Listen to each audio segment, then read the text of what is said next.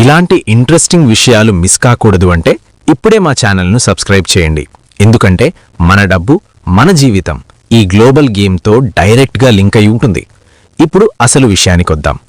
ఒకప్పుడు ప్రపంచాన్ని కంట్రోల్ చేసిన దేశం యునైటెడ్ కింగ్డమ్ అంటే బ్రిటన్. ఈ రోజు ప్రపంచ ఆర్థిక వ్యవస్థను కంట్రోల్ చేస్తున్న దేశం అమెరికా యుఎస్ఏ. ఈ పవర్ షిఫ్ట్ ఒక్క రోజులో జరగలేదు. ఇది యుద్ధాలు, అప్పులు, తెలివైన ఒప్పందాల వల్ల జరిగింది. ఒకప్పుడు ప్రపంచానికి బాస్ బ్రిటన్. ఇంటర్నెట్, బ్యాంకులు, కార్పొరేట్ కంపెనీలు లేని రోజుల్లో కూడా బ్రిటన్ ప్రపంచ వాణిజ్యాన్ని కంట్రోల్ చేసేది. ఎందుకంటే బ్రిటిష్ సామ్రాజ్యం చాలా దేశాలపై పాలన చేసింది. వాణిజ్యమంతా పౌండ్ స్టర్లింగ్ కరెన్సీతోనే జరిగేది. లండన్ ప్రపంచ ఫైనాన్స్ సెంటర్. అంటే అప్పట్లో డాలర్ కాదు, పౌండే కింగ్. 2 ప్రపంచ యుద్ధాలు బ్రిటన్కు బ్రేక్, అమెరికాకు బూస్ట్. ఇక్కడే గేమ్ మారింది.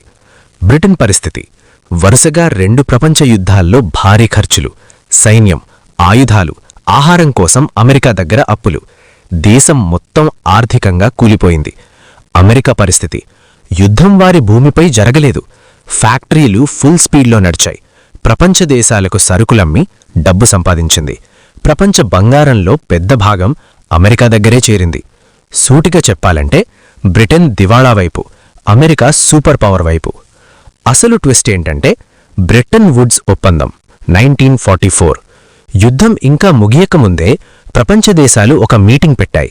భవిష్యత్తులో ప్రపంచ ఆర్థిక వ్యవస్థ ఎలా నడవాలి అని. అక్కడ అమెరికా చెప్పింది, అన్ని దేశాల కరెన్సీలు డాలర్తో లింక్ అవ్వాలి. డాలర్ బంగారంతో లింక్ అవుతుంది. అంటే డాలర్ ఉంటే బంగారం ఉన్నట్టే. బ్రిటన్ అప్పుల్లో మునిగి ఉంది. అమెరికా సహాయం లేకపోతే దేశం నడవదు. అందుకే ఒప్పుకోక తప్పలేదు. ఇదే మెల్లగా పౌండ్ను సైడ్ చేసి డాలర్ను ప్రపంచ బాస్ కరెన్సీగా మార్చింది. అప్పట్నుంచి ఏమైంది? అంతర్జాతీయ ట్రేడ్ చేయాలంటే డాలర్ కావాలి, చమురు కొనాలంటే డాలర్ కావాలి, పెద్ద దేశాలు కూడా డాలర్ నిల్వ పెట్టుకోవాలి. అంటే ప్రపంచం మొత్తం అమెరికన్ కరెన్సీ మీద ఆధారపడే సిస్టంలోకి వెళ్ళిపోయింది.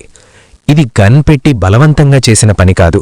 ఇది ఆర్థిక పరిస్థితులు అమెరికాకి ఫేవర్గా మారిన ఫలితం.